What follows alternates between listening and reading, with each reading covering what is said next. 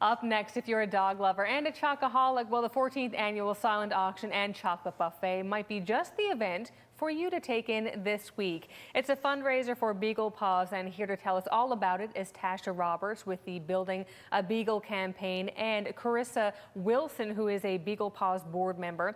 And they brought a very special guest along with them, Daisy Beagle, who is chilling out here on the couch in the studio. Very comfortable, it seems. Very, very comfortable. There's no doubt she loves the sofa here. Yeah. Well, listen, she can stay here and stay with me. I've got a couple of dogs at home. One is a Beagle, and I have to say, I mean, we know here in Newfoundland and Labrador, we know Beagles to kind of be more along the lines of hunting dogs and not really think of them all the time as pets or great companions. But they're wonderful, absolutely great temperaments. The dog I have is so super cuddly, which I love. So do you get that a lot in terms of people asking about Beagles and what they would really be like in a home situation? Absolutely. And you're right. Daisy's story, for example, she was a hunting dog, as many of them are, before they come into our care. And after her days of hunting were done, she was living outside. So her owner decided that it was probably time to let her move on to a happier retirement setup. And well, as you can see, here she is. So you can tell that although they are hunting dogs, fantastic hunting dogs, they're also pets too. So that's really what we want to start to educate a whole lot more on, is to let people know that this is what you get with a Beagle. Wonderful. I'll take it. So tell me a little bit more about the organization Beagle Paws, because it's been around for a long time and has grown immensely over the years. Immensely, yes. So we started in 2002. Our president, Sheila Lewis, kicked off the organization after seeing an overwhelming number of beagles showing up in shelters, and unfortunately many of them being euthanized due to capacity and so on. So she kicked off the campaign there with a mission to save as many beagles as we could, with the whole promotion of, again, that they're not just hunting dogs, they are pets too. So from there, we are now the largest Beagle Rescue organization across Canada. And we have satellite chapters over west coast of Canada as well. Our hub is here in St. John's, ranging with roughly about 80 volunteers we work with, 50 foster families, and then of course there's 12 volunteer executive members, all to support little daisies of the world. Amazing. So, oh my gosh, what a life you have right here. Honestly. Chris, I want to bring you into the conversation. You're a board member. What was it that kind of drew you to this organization? I guess, why did you want to give your time?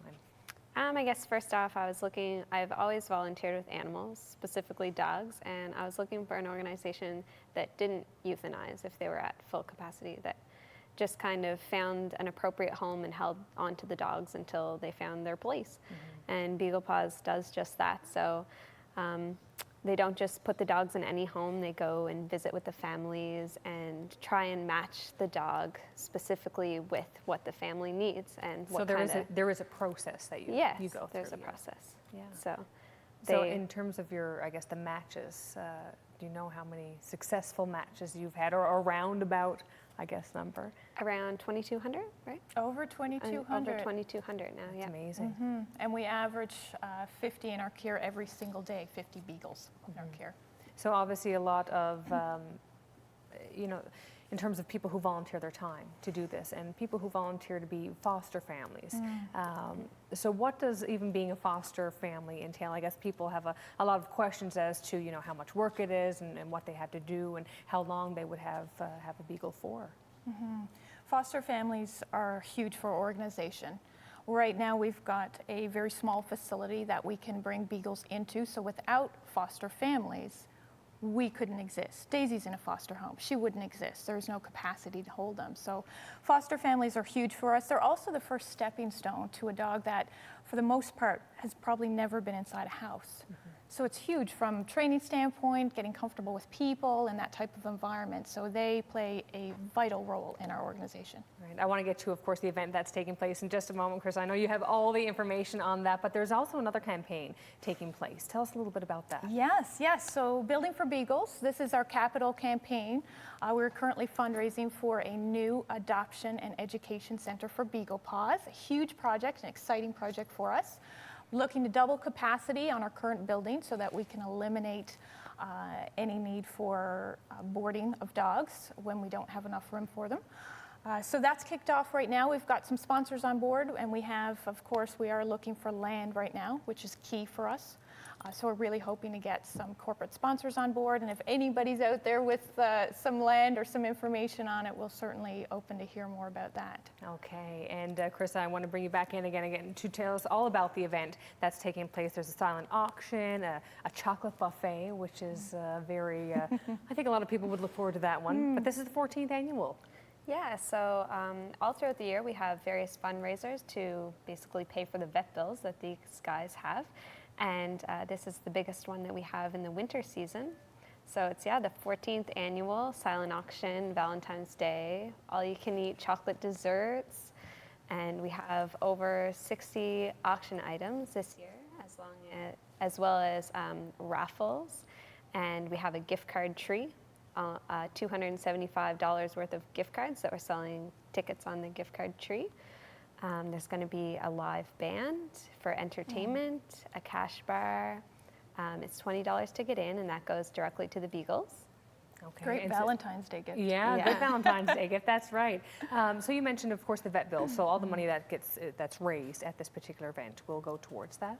Yes. Yeah, wonderful. Every penny. That's our largest expense, as you can imagine. 50 dogs every day, needing care anywhere from $500 to $2,000 per dog on intake. So yeah, it's going to a great cause. Okay, so I guess give us the details. Where does it take place, and where can people get tickets? Yeah, so it's at the Bella Vista.